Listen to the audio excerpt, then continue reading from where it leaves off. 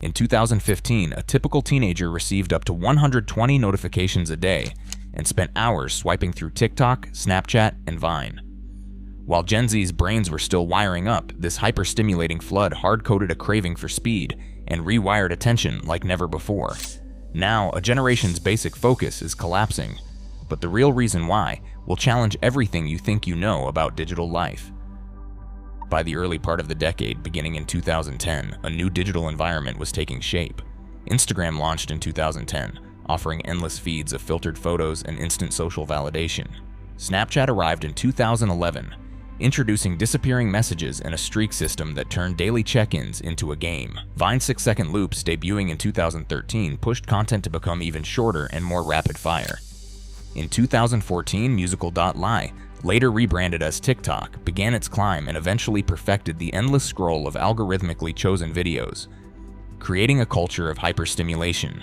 These platforms did not just compete for attention, they engineered it. Every year from 2010 to 2020 brought new features designed to maximize engagement, including infinite scroll, autoplay, push notifications, and AI-driven feeds. By 2015, the average teenager was facing a barrage of 80 to 120 notifications a day. Each alert, swipe, and like delivered a small hit of dopamine, reinforcing the urge to check again and again. Attention was now engineered. Platform designers leaned on behavioral science and real-time data, running thousands of A/B tests to see which tweaks kept teens hooked the longest. Internal documents from companies like Meta and ByteDance reveal that maximizing session length and return visits was the top priority, even when it meant amplifying compulsive use. The rollout of features like Instagram Stories in 2016, the For You feed on TikTok in 2017, and Instagram Reels in 2020 only accelerated the cycle. Algorithms adapted faster than individual self-control. For Gen Z, born between 1997 and 2012, this was not just a backdrop, it was the environment in which their brains finished developing. Unlike older generations, their adolescence was shaped by a constant stream of algorithmically selected, rapid-fire content. The result was a world where novelty, speed, and interruption became the norm, and where deep focus was increasingly crowded out by engineered distraction. Inside the adolescent brain, dopamine is the main currency of reward. During ages 12 to 20, this system is at its most sensitive, with receptor density and neuroplasticity peaking just as Gen Z faced an onslaught of digital stimuli. Dr. Anna Lembke, a psychiatrist at Stanford and author of Dopamine Nation, describes how platforms hijack this natural circuitry. Every swipe, like, or notification triggers a dopamine pulse, reinforcing behaviors and training the brain to seek more of the same. Over time, the pleasure-pain balance tips. Ordinary experiences start to feel dull compared to the rapid rewards of short-form content. From 2015 to 2021, Gen Z consumption of short-form digital content increased 6 times. This was not a gradual change. The adolescent brain, still pruning connections and refining executive control, adapted to a world of instant novelty.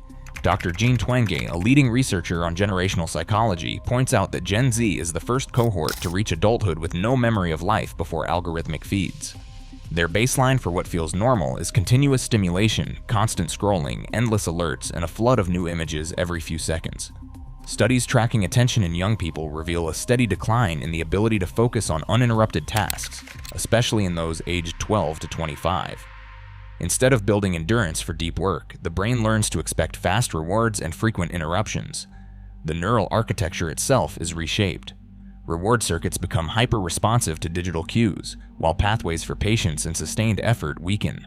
This is not a matter of willpower. As Dr. Lembke explains, the system is engineered for compulsive use and the brain adapts accordingly.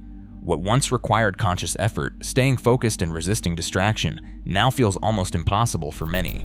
The new cognitive baseline is fragmented, restless, and always hungry for the next hit of stimulation. The digital arms race did not just transform attention, it rewired the emotional baseline of an entire generation. As platforms competed to capture every waking moment, the number of daily notifications for Gen Z soared. By high school, the average teen faced 80 to 120 notifications every single day. Each alert, ping, and badge was carefully engineered to trigger a sense of urgency, making it nearly impossible to ignore the next buzz. The result was a constant state of partial attention, where the brain never fully rested, and the mind was always bracing for the next interruption. Dr. Jonathan Haidt, a social psychologist at New York University, points to the link between this engineered overload and the surge in anxiety among young people. He notes that when the architecture of childhood changes, so do the outcomes. Gen Z entered adolescence just as platforms became experts at exploiting psychological vulnerabilities, using AI to predict and shape behavior before teens had the chance to build adult self-control. The feedback loop was relentless. More notifications meant more checking led to more anxiety, and rising anxiety drove even heavier reliance on digital escape. By the late 2010s, Gen Z reported the highest levels of anxiety and burnout ever recorded for a youth cohort. Surveys from Pew Research Center and the World Health Organization show that rates of reported anxiety, panic attacks, and chronic stress outpaced both millennials and Generation X at the same age. The emotional cost was compounded by the sense that everyone else was coping better, a feeling amplified by curated feeds and algorithmic comparison. For many, the only relief came from diving deeper into the very apps that were fueling the stress in the first place. This cycle of engineered engagement and emotional exhaustion left Gen Z uniquely exposed. Their brains, still in the final stages of development, were conditioned to expect constant stimulation and instant feedback. Instead of learning to manage stress or tolerate boredom, they were trained to seek digital relief at the first sign of discomfort. The system did not just hijack their attention, it rewrote the rules of emotional survival. The pressure facing Gen Z does not stop at the edge of a glowing screen. As they reached adulthood, the cost of living soared. Between 2019 and 2023, rents in major United States cities jumped far faster than entry-level wages. For many young adults, paychecks barely covered essentials and offered no sense of security. Surveys show that more than half of Gen Z renters spend over 30% of their income on housing, with some paying even more. The financial squeeze makes every mistake, every lapse in focus, feel more dangerous. Yet the same environment that demands focus makes it nearly impossible to deliver. The modern workplace and classroom are built on digital multitasking, switching between apps, tabs, and notifications in a constant loop. Studies from Stanford University and the American Psychological Association reveal a stark reality. Digital multitasking reduces cognitive performance by up to 40%. For Gen Z, whose brains were shaped by years of algorithmic interruption, the penalty is even steeper. Every notification, every shift from one task to another chips away at memory, accuracy, and motivation. The result is a generation caught in a double bind. On one side, economic forces require more concentration and resilience than ever before. On the other side, the neural circuits that make sustained effort possible have been rewired for speed, novelty, and distraction. This is not a failure of character. It is the product of a system that rewards endless switching and punishes deep work.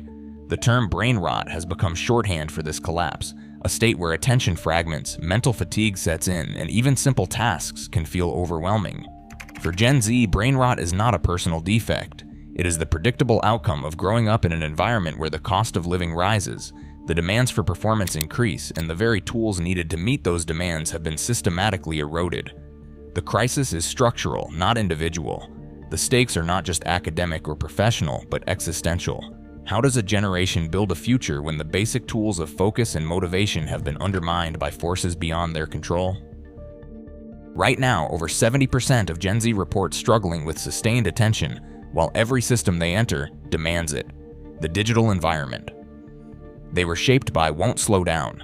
The real test isn't individual willpower. It is whether society can redesign a world that rewards focus, not just clicks.